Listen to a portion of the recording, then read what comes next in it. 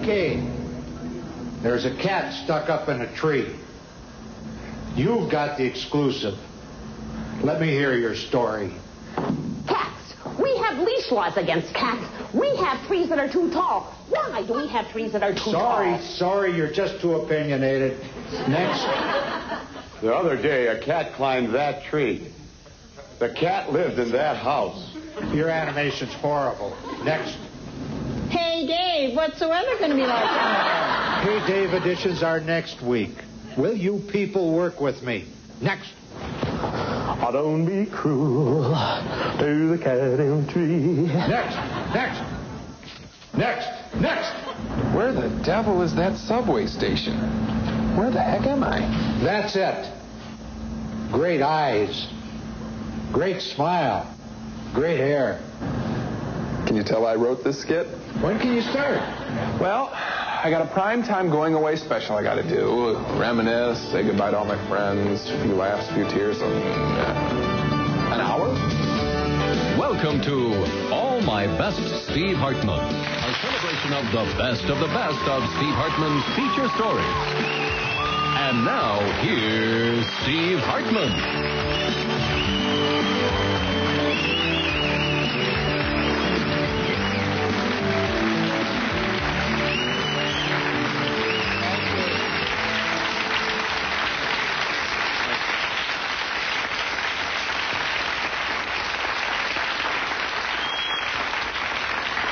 You guys aren't going to make this easy on me, are you?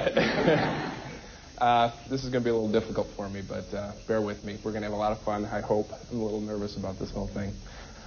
For the past 3.5 years, I think I've had the best job here in the Twin Cities that anybody could possibly have. I've gotten to go out and tell some great stories, some fun stories, met some great people. And maybe you heard, maybe you haven't heard, but I'm leaving for New York City to pursue similar interests. And I announced this whole thing a couple weeks ago, and to mixed reviews, but I think the strangest reviews of all came from my coworkers. You know, really gonna miss that Steve Hartman. God, good news, man. Generous guy. So generous, he gave me his front door parking spot. The thing about it, in New York City, he's not gonna get a parking spot. There's no room out there. As a matter of fact, this entire parking spot is bigger than his entire apartment in New York City. Steve Hartman? Oh, yeah, great guy. Haven't known him very long. Great reports, though, and he's got such a nice desk, too. I know he's not leaving for a few days, but I better stake my claim now. We here in the sports office are really going to miss Steve Hartman. We're going to miss his wit, and we're going to miss his humor, and we're going to miss his sad attempts at trying to be an athlete. That's why we chipped in and got Steve this. Steve's leaving? Well, that is a drag. I'll tell you, we're really going to miss him around here. In fact, this place won't be nearly the same. What's going to happen to Sharon?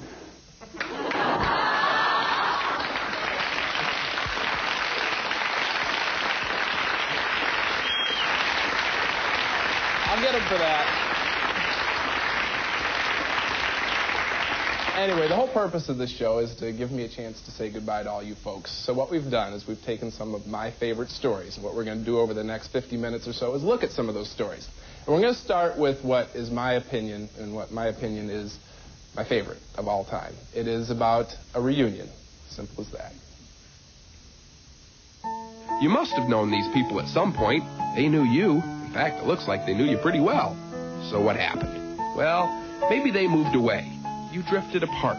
Crystal clear memories faded to fog. The people at the party don't look like anybody you went to school with. They don't look anything like their pictures. Seems like the only thing that hasn't changed is this guy's sport coat. There it is, day one. It's the only one I own. It's too hard when there's 600 people. How you can't remember all those people. Karen Spirov organized the Bloomington Kennedy 10-year reunion, and if she can't remember all the people, you know the others must be struggling. But they'll never show it. Laugh, celebrate, and I'm sure they would have survived the whole ordeal just fine, if not for that suspicious-looking guy on the left. Recognize him? It's me. I went by the name Dan Anderson, only because they already had 6 Andersons in the class, and I figured they might not notice a 7th. So using an inconspicuous little home video camera, we set out to stump the class of 1980. Would they reminisce with the classmate they never had? Hi, how you doing? Long time no see, Lisa. So you're married? Yes.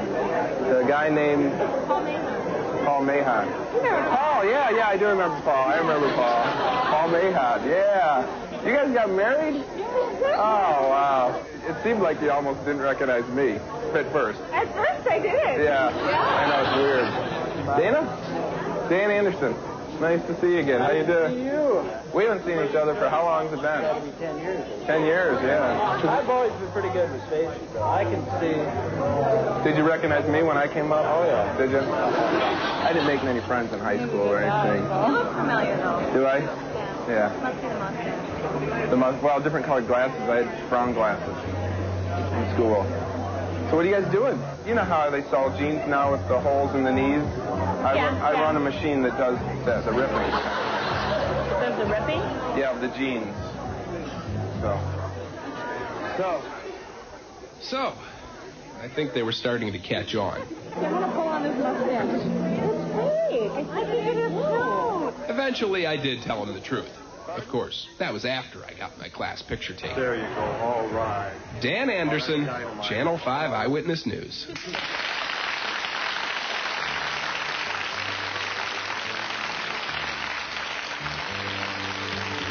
Hi, Steve. I'm really sorry that you have to go to New York City. I know it's going to be really hard to find a cab there, but I just feel I've known you all my life. Bye.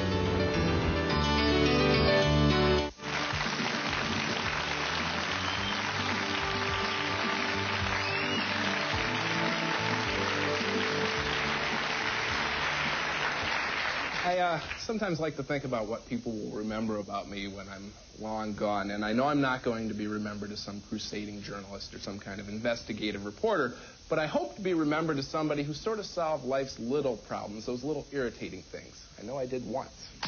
Let me see it. No. No, let me see it. That's a nice picture. You don't think so, huh? Mm-mm. Is that all the questions? It's not really great. It looks like a mugshot. Doesn't even give you a chance to look nice or smile or anything. Made a stupid face. You did? Yeah. Does it look really dumb? I would say so, yes. I would say so, too. That's why I went for a job at the driver license examination station as a photographer. Figured I couldn't do any worse. We'll give you a chance to take your crack at it and see if you can do any better. Lana Schmidt is an 11-year veteran here at the West Metro Examination Station. Like most people who do this job, she does it fast. There you go. Maybe too fast. Maybe too many. Maybe that's why no one's ever happy with their driver license picture. The whole process is just too assembly line-ish.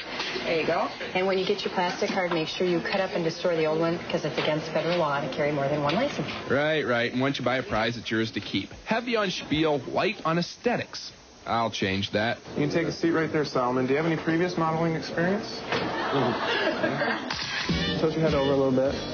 Now the other way. No, try it the other way again. Are you going to be ordering any prints other than the one that comes with the license? No? Now back. Now forward. Now all the way around. Do you always wear your hair like that? You're happy with it? I'm happy with it then. Now don't move. Hold it just like that. Okay. Go. Beautiful. And after all that, you know what they told me? Oh, I really don't care. That's what they told me. These people were very impatient. Okay, just look at the red dot. You want to smile? No. Well, that looks like a smile. Okay. Most wanted nothing to do with my efforts to improve the standard of driver license photography. Most wanted to get out of here as quickly as possible. And most wanted Lana back.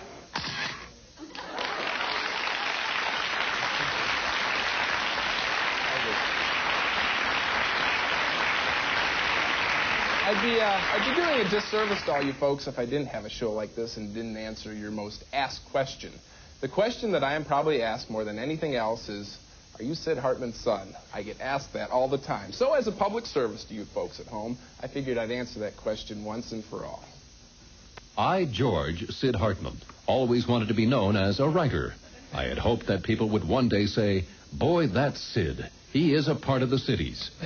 Then I fathered a son named Steve. He learned how to give a special twist to stories, and the rest is Heart of the City's history. Let's just say I'm the proudest father from Toledo, Ohio, of a son going from St. Paul, Minneapolis, Minnesota, to New York, New York, and a better reader than writer. Signed, all my best, George Sid Hartman. Okay, so without any further ado, will the real Steve's dad please step forward? Dad,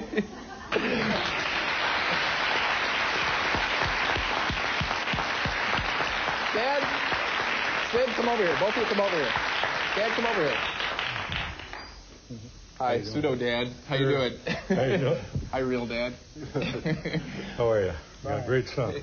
Oh, thank you. You're going to miss him. Thank you very much. You have a son, too, right? Sure. My age. That's, I think, why people right. got so confused for so long. Chad is his name? Chad Hartman. He's on the radio every day. People ever ask if you're Chad Hartman's dad? No, they haven't. No? Never asked that? Okay. Yeah, I don't know why people got so confused. We have such different beats. Although I have, on occasion, covered sports. Yeah. Rare You're doing occasion. a good job. Thank you. The golf tournament. I was out there at the golf tournament. And my most interesting part about that thing was the whole etiquette involved in golf. Technically, I shouldn't even be talking with you right now. You never talk when a player's about to hit.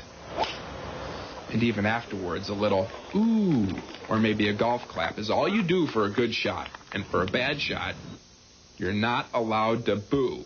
This is unlike any other sporting event. We saw the Twins play, and these guys could go up there and they can execute. And these guys have a still ball in front of them, and yet they demand all that quiet. That's exactly what we were talking about last night. You're not even supposed to have cellular phones out on the course, and I'm sure they frown on bubbles. And beepers. Hartman, Steve Hartman, your dry cleaning is ready. For you baseball fans, I should also point out there's no such thing as a foul ball in golf, and the player does not get a ground rule double for fan interference. There's no such thing as a hole-in-one hanky, and if you waive one, you may also be waiving your right to be here. Of course, I realize all these rules may take some getting used to, especially since we just went through the Stanley Cup, where fans were encouraged to get fired up, riled up, out of control. Believe me, try that here and you'll stand out like a sore thumb in a world of pinkies. Hey! Indigestion.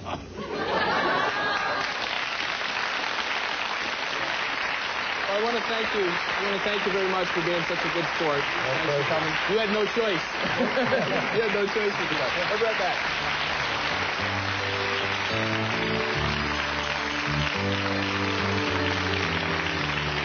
Stay tuned for a look at life ahead for Steve in New York City. We continue. Steve Hartman. The thing I'm going to miss most about Steve Hartman is his sense of justice.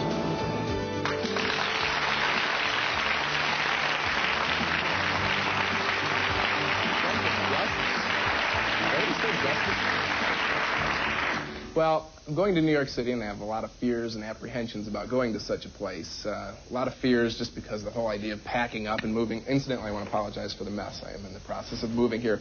But a lot of fears and apprehensions just about the whole idea of going to a whole new city and trying to get used to everything. Well, fortunately, I had a chance to go there recently and just check out the place, because I'd heard so much about it and all. It's a lot prettier than I thought. My preconceptions were all wrong. I thought it'd be a much longer flight. I thought there'd be a lot more buildings, and I really thought LaGuardia would have paved runways. I was also surprised at how willing KSTP was to fly me here. Nice to know there are no hard feelings. Anyway, the station pilot went back home, and I headed for the terminal. There's got to be a sky camp around here somewhere. I have to admit, for a weekday, it seemed a little quiet.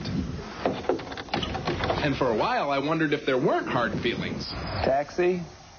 I waited in the airport terminal for about 10 minutes and finally realized there was obviously a mass transit strike going on here. Decided to walk into Manhattan. Traffic wasn't bad at all, and I hit the city limit shortly after noon. When did they add the mills? And being how it was lunchtime, my first order of business was just that. I quickly learned it's true what they say about New Yorkers. Hi. They aren't the friendliest people. They look at you funny like. How about one of them hoagies? A hoagie? Yeah. You want a cold turkey? This is sad. They got to lock up everything. Can't trust anybody. How's crime been? Not bad. It's reasonable. The last figure, I'm somewhere near Hoboken. Can you tell me where I am on this map? Hoboken? Hoboken. This is Manhattan. Well, maybe it's the other side. You're in the wrong state, man. This is Minnesota.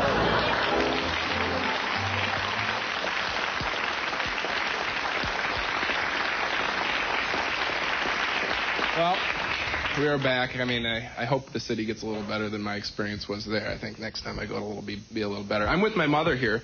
I know that you have some fears and apprehensions about me going to New York City, don't you? But what about all the broken bones I've had here?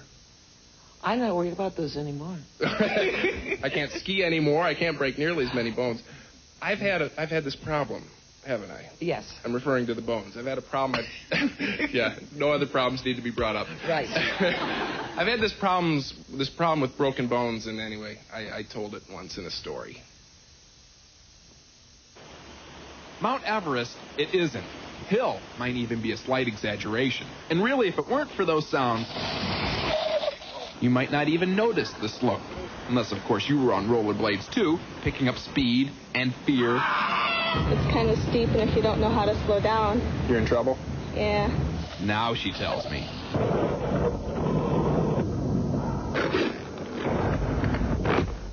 When I got up, I didn't have 206 bones anymore. I had 207, not to mention a few pounds excess baggage. But I'm fine. What hurt the most was the embarrassment. See, I'd done this before. Twice before. 2 wrists and a thumb. 3 years, 3 broken bones. The other 2 times I didn't tell you about it. I tried to keep it hidden as best I could for several reasons. I don't want to come out in public and say you're a klutz or anything. That was one reason. I also didn't want to burden you. I mean, if you're looking for me to say that you were a Superman hero type of person, I really can't say. Moving on. The most important reason is because of the question. How'd you break it? Right. Yeah. That's what people usually ask. When you go public with a cast, you hear that 100 times. How did you break your arm? Oh! Rollerblading. Some people exaggerate. Rollerblading in the Olympic Festival? Okay. Others lie. Skydiving. I just stunt work sort of on the side. Seriously, it was the weirdest thing. I was fluffing a pillow. Because quite frankly, it gets a little old. So if you must ask about itching. I have like a spoon and 3 rulers up in there already. Or better yet, I want to know nothing about your cast. You know?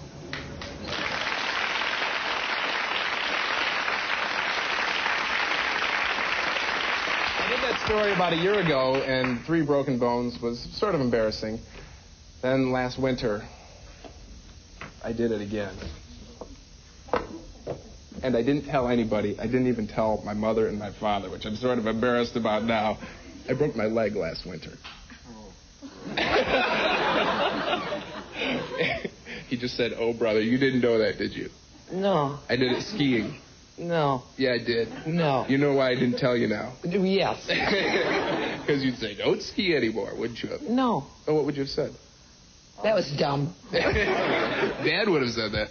So anyway, sorry to break it to you on television like this, but... Oh, you broke it to yourself. I'm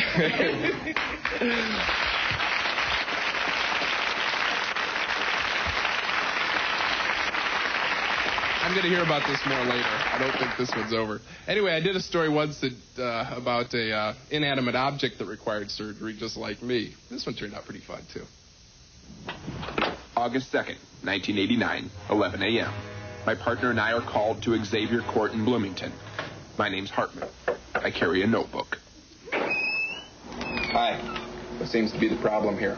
Well, we have a hose stuck in the ground. In the ground? Mm-hmm. Mm-hmm. We checked it out. The garden hose was stuck, 15 feet underground. We canvassed the neighborhood. You're not eyewitnesses to this or anything? No. Never seen a garden hose in the ground before? No, not sucked in the ground either. That got sucked in, no. Thanks for your time. You're welcome. This was going nowhere. We decided to question a 10-year-old boy named Matthew, Mr. Glover's son. I just turned down the hose. Matthew confessed to digging some little holes in the ground, but he said that's all he did.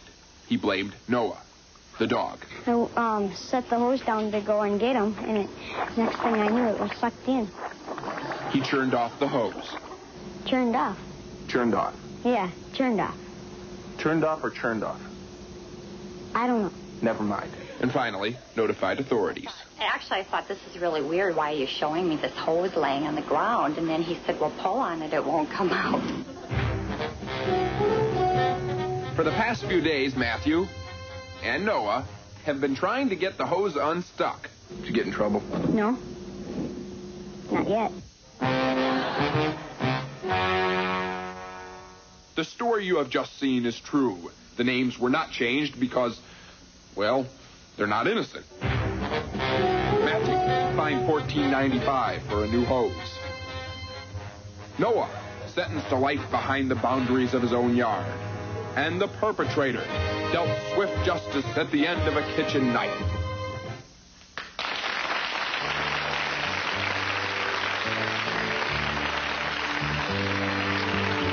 Hi, Steve. We hate to see you go. You're going to miss beautiful Minneapolis and all the lakes. And we want to warn you about New York. It's not Minnesota, you know, and you have to watch where you walk because you can step into some bad stuff. I like rather than go fishing, I'd rather see Steve Hartman, but I hate to see him go, you know, really. Because I watch him every night. He got a funny show on. I really do.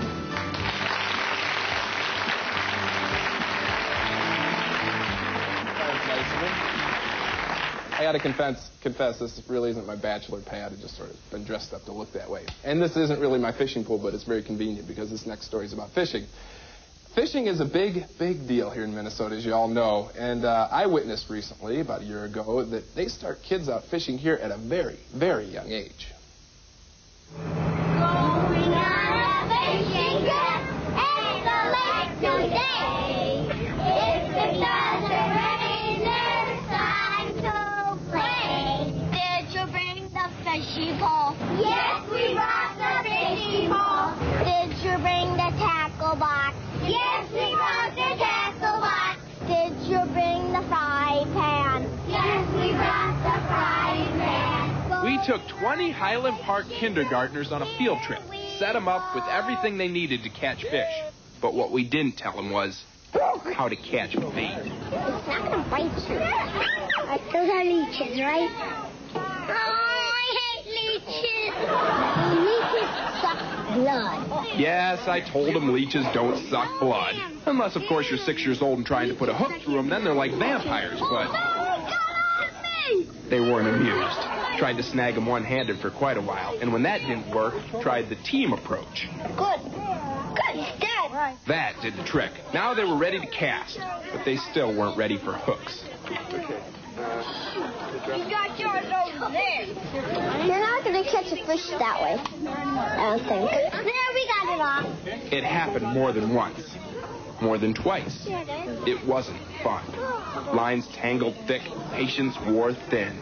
Is this my minnow, or is it a tiny fish? The minnow. Oh. I sort of got the feeling they wanted to leave. Where'd you guys park the bus? But then something happened. A tick. Something more than just a nibble. A tug. Something one little boy will never, ever forget. I caught one! Would you believe some of these kids had never even seen a fish? The nose is about, really thin. And the eyes are really big. Would I know one when I saw it? Yeah, I think you would know one. In 1 hour, they caught 16 sunnies and a fever for fishing. I got one! They all wanted to do it again. Despite the bait and the hooks and their preconceived notions. Sushi was the most boring sport in the world. No. Is it? Not anymore.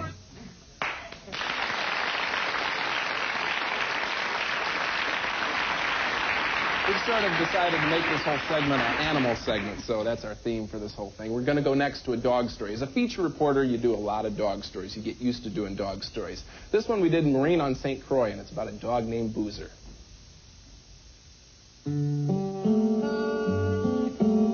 Homeless and helpless, another statistic roams the streets. No owner, no family, no squeaky toys. Just a bed of loneliness and a pavement pillow. At least that's what Boozer would like you to believe. But beneath those sad puppy dog eyes is a 72-pound con artist. Right. Yeah, I've never seen him have problems with being too thin. Todd Drescher knows the routine. He says Boozer starts with a slice of ham at the cafe, walks down to the general store for a donut, a few between-meal snacks, then over to the bar for dinner. Unless the Sormans are having white clam sauce, then of course he goes over there. And finally dessert at the ice cream shop. Okay, Boozer. See you tomorrow, fella. Almost everyone in town feeds Boozer, except the bank. They don't give food, just interest. The Boozer Fund is now up to $253.46. And what's the money for? Bail. The dog catcher snags him a couple times every year, so Boozer's friends just take the money out of his account and let him go. The way I figure, Boozer could get arrested about 10 more times and still have money left over. And plus, we're still selling some T-shirts. Oh, yeah, the T-shirts. That's how Boozer makes his money. Claudia and some other people around town came up with the idea so Boozer could always afford freedom. They say several families have tried to adopt him, but he just won't stay put. No one even tries anymore. Just give him food when he's hungry, shelter when he's cold. And judging by the tale, he wouldn't have it any other way.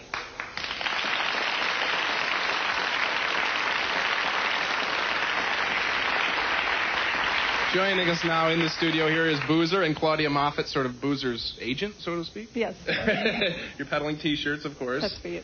Oh, for me? Yeah. Oh, well, thank you very much. Has Boozer had to get into the fund at all? No. No He has problems? a lot of money. He's going to have a big party. Big party? Yeah. Whoa. Okay. Big party. He's excited about that idea. Mm-hmm. What about, I heard Boozy got hit by a car once. Yeah. He was okay. He was okay? Yeah. You didn't have to tap into the fund for that? A little bit. A little bit? Okay. Well, good. Just so you guys take good care of him. I worry about this dog. I don't want to go to New York making sure Boozer's okay. Okay. Thank you very much. We have another... Oh, rousing applause there. We have another dog story. This one, Boozer, you may not want to watch this one. This one's a little scarier. This is Saber, as in tiger, as in tooth, as in mean. These are kittens, as in cute, as in cuddly, as in edible.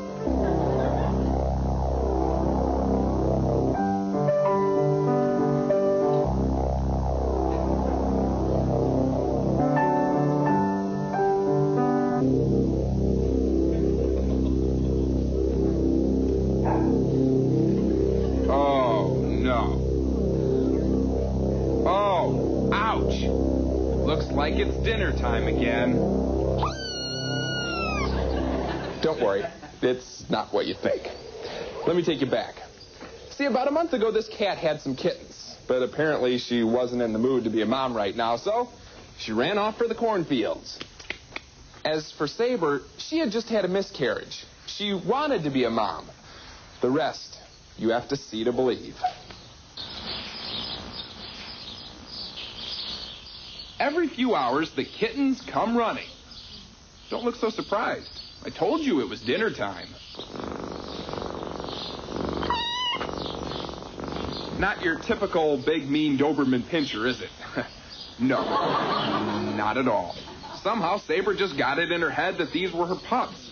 She's been nursing them, cuddling them, treating them just like her own. She raises real good pups and looks like she's doing a good job with the cats.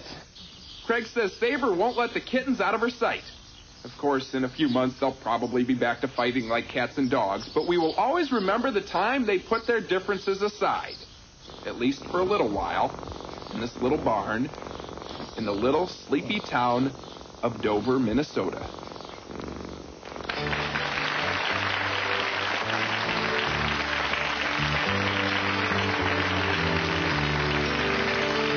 Steve, people are going to remember you for your stories, and I will too, but especially I'll remember you as Dog's best friend.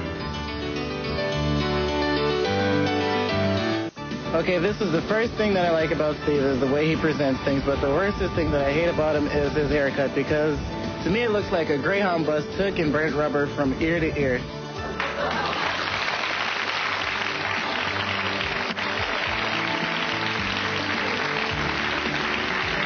Haircuts. There are two haircuts you always remember. The one that you just got and you have to live with for 3 weeks, and the first one you ever got. Adam doesn't want to go first.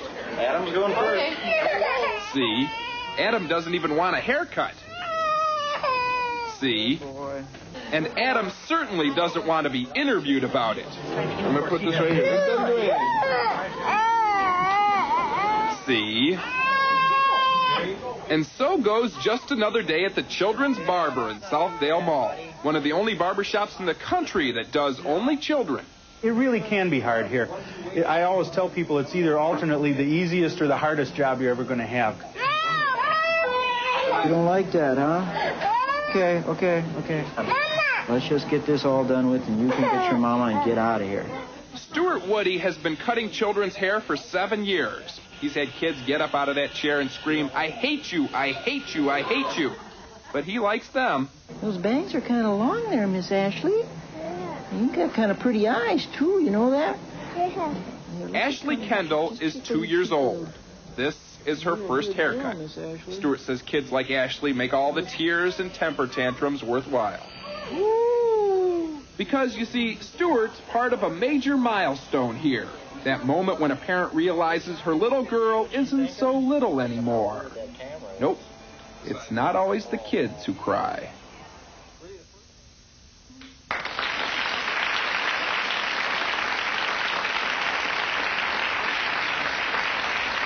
Kid stories are always a lot of fun. I have one more kid story that I want to show you. Technically, the person in this story isn't a kid because he's a little too old to be a kid. But deep down, he's as much a kid as anybody I'd ever met. My gosh, I woke up early this morning. For the next half hour, Joe and Grecia will ramble into that microphone, talking about nothing in particular. It's a Tapo chair. I guess that's a particular kind of chair made by Vecta. So I do it for me. I don't do it for anybody else, really. I just do it for me. And, you know, even when I was little, I used to do them to the wall. You know, the fact that there's a recorder there is fairly incidental. In the lobby of Mountain Bell at 17th and Arapahoe is some squishy chairs. Sounds like nonsense, I know, but still about 100 people a day call up to hear his recorded message. He's really quite an entertaining fellow.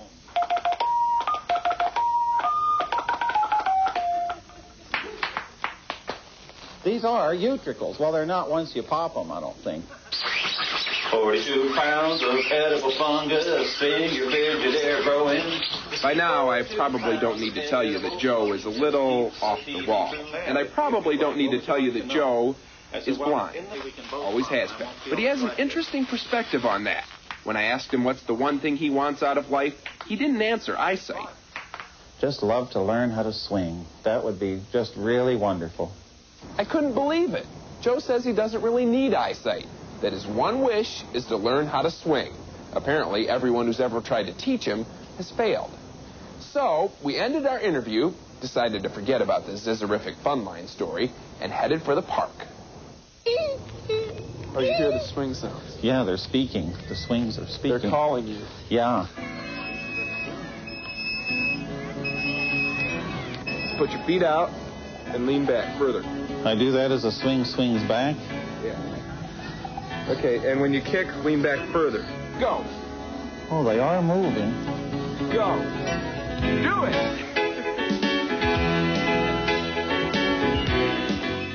I can't believe it. It's moving.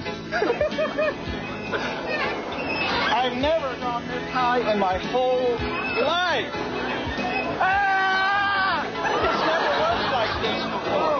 After more than 30 years of waiting, Joseph and Grecia finally learned how to swing. I learned some of the best dreams are simple dreams, and we all learned that a man in darkness can see light. I know how to swing!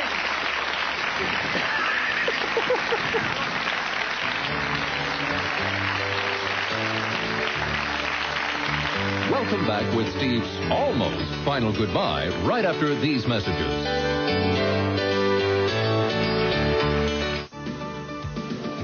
Bye, Steve. We'll really miss you here. And, you know, I have to say that you're leaving the wrong time of year. If you stick it through the summer, it's only fair that you stick around through the winter.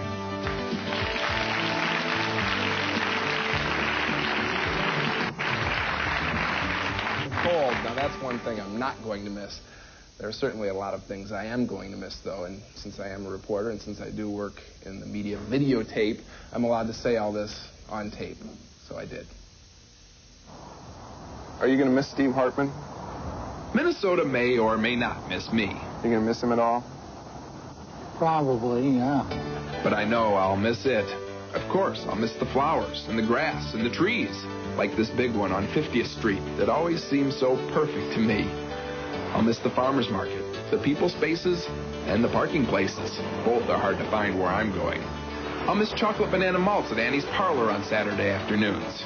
I'll miss trust. Guys like Howard here who let me hold his wallet just because I asked. That's a nice one. Thanks a lot. Yeah, why did you want to look at it? Oh, I just wanted to see if you'd let me look at it. Try doing that in New York. Howard was up here looking at the view from Mounds Park. It's my favorite, too.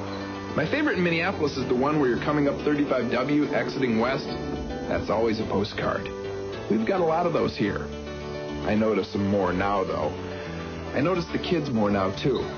They don't make them like this everywhere, I don't think. I'll miss the kids a lot, especially a 10-year-old named Robert. Robert's my little brother in the Big Brothers Big Sisters program. We've been together going on 3 years now and have done a lot of fun stuff together. This being our favorite. That wasn't outside. He'd be the batter, I'd be the pitcher, and left fielder, and right fielder, and center fielder. Holy free holy. I'll get that later. There's a lot of other people I'll miss, too. Like Mary, the receptionist at work, who every morning said, "Great story last night, Steve," even if it wasn't so great. And everybody in the newsroom. At home, you don't really realize what a team effort news is. Writers and editors and photographers. You thought I had a weird sense of humor? These are the people who really tell the stories. Their pictures convey much, much more than words ever could. I'm glad you finally get to see some of their faces.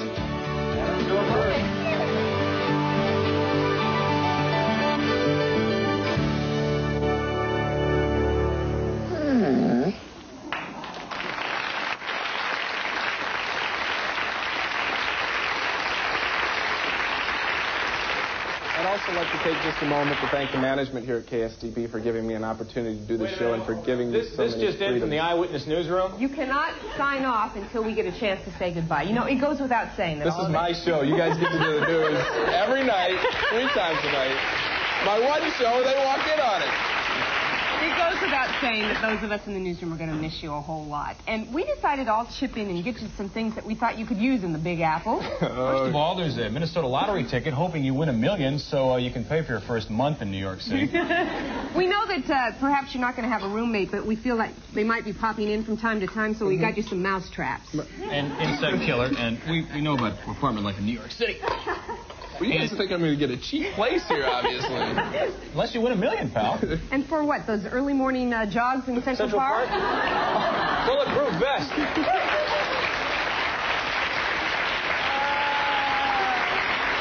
They're kidding, Mom and Dad. They're kidding.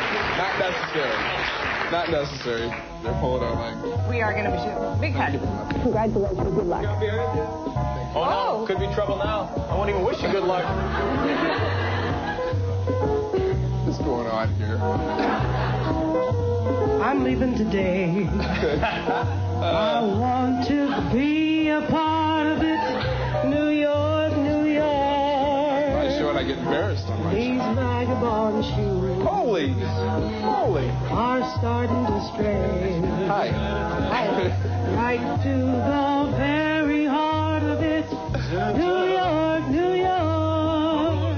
I want to wake up in the city that doesn't sleep. To find the king of the hill, top of the heap. My little town are melting. You people look sillier than me. I'll make a brand new start of it in old New York. If I can make it there, I'll make it anywhere. It's up to you, New York, New York. Thank you very much.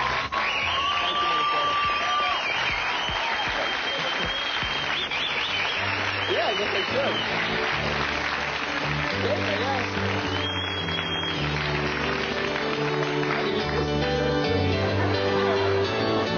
If the recording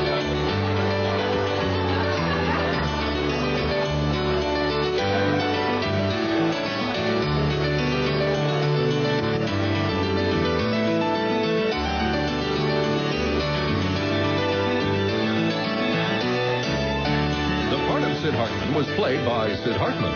Everyone else was pretty much themselves. This is your announcer, Roger Thompson. Also saying goodbye for now.